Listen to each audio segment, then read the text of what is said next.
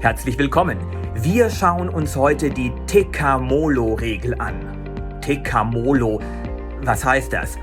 T, temporal, K, kausal, Mo, modal, Lo, lokal. Das heißt also, die Tekamolo-Regel ist die Regel über die Reihenfolge von Informationen über die Zeit, wann, den Grund von etwas, warum, den Modus von etwas, das Wie, und den Ort von etwas, das Wo. Und diese Informationen, die Informationen über das Wann, das Warum, das Wie und das Wo, stehen im Mittelfeld eines deutschen Hauptsatzes.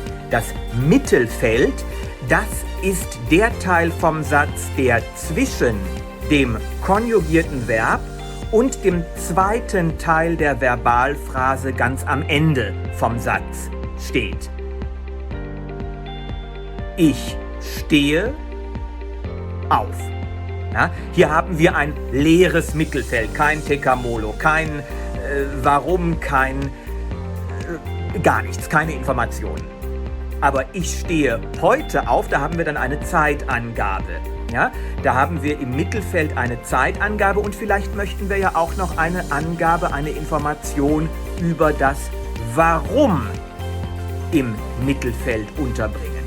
Ich stehe heute wegen der Wärme auf. Da haben wir eben dieses TK. Wir sagen nicht, ich stehe wegen der Wärme heute auf. Wir sagen, ich stehe heute, T, wegen der Wärme, K, auf. Ich stehe heute wegen der Wärme früh auf. Das Früh wäre eine Angabe zum Wie. Ja, T-K-Mo. Und jetzt noch eine Lokalinformation. Ich stehe heute wegen der Wärme früh in meinem Zelt auf.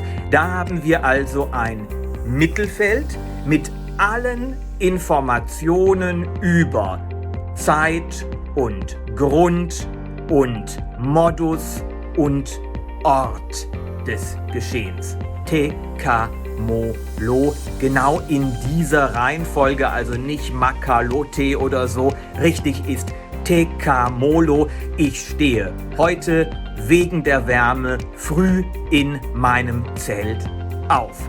Und ich wünsche euch jetzt ganz viel Freude bei den Aufgaben, die euch helfen, diese Tekamolo-Regel ein bisschen zu üben. Viel Spaß dabei!